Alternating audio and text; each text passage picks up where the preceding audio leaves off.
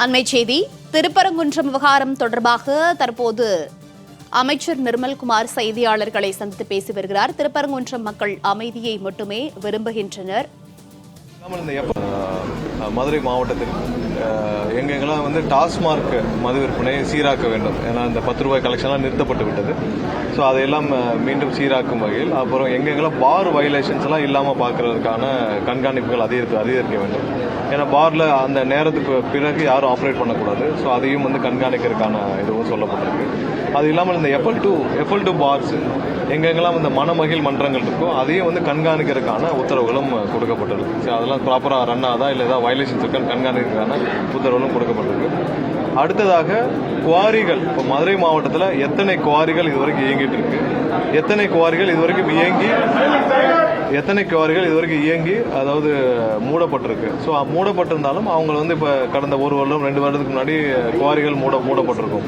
So அந்த குவாரிகளும் ஏதாவது violations இருக்கான்னு பார்க்கணும். ஏன்னா அவங்க 1 வருஷத்துக்கு முன்னாடி க்ளோஸ் பண்ணியிருந்தாலும், ஏன்னா அரசு ஒரு இயற்கை வளங்களை கொள்ளையடித்தவர்கள், திருடினவர்கள் யாராக இருந்தாலும் அவங்க தப்பிக்கக்கூடாது.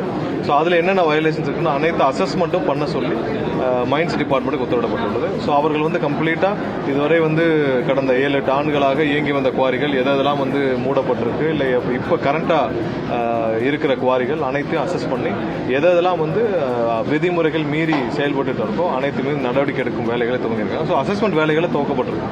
ஸோ அவங்கெல்லாம் முடிச்ச பிறகு தான் நம்ம ஒரு கன்க்ளூஷனுக்கு வர முடியும். அதற்கான வேலைகள் நடைபெற்று வருது. ஸோ எங்கேயுமே இல்லீகல் குவாரிஸ் கண்டிப்பாக அனைத்து இல்லீகல் குவாரியும் நிறுத்தப்பட்டு விட்டுச்சு. கடந்த வாரமே பல குவாரிகள் சஸ்பெண்ட் பண்ணப்பட்டிருக்கு. இல்லீகல் குவாரி அனைத்தும் மூடப்பட்டிருக்கு. எங்கெங்கெல்லாம் திருட்டுத்தனமாக மணலோ இல்லை கிராவலோ சவுடோ எடுக்கப்பட்டிருந்தோ அதெல்லாம் நிறுத்தப்பட்டிருக்கு. இல்லை, நாங்கள் இது தெளிவாக பல முறை சொல்லியாச்சு. திருப்பரங்குன்ற விவகாரத்தில் ரொம்ப தெளிவாக சொல்லியாச்சு. மக்கள் அமைதியை விரும்புகிறார்கள். இதுக்கு முன்னாடி என்ன 2 வருஷத்துக்கு முன்னாடி என்ன சூழ்நிலை இருந்தோ அதே தான் எல்லாரும் தொடர வேண்டும் என்று விரும்புகிறார்கள். மக்கள் அமைதியை தான் விரும்புகிறாங்க.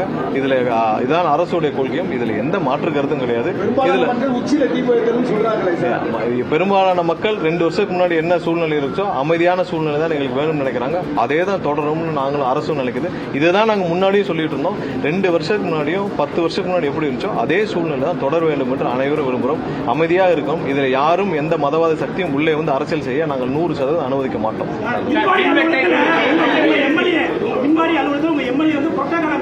மண்டல கூட்டம் போட்டுருக்காங்க சொல்லி அந்த தொழிற்சங்கங்கள்லாம் கட்டணம் தெரிவிக்கிறாங்க.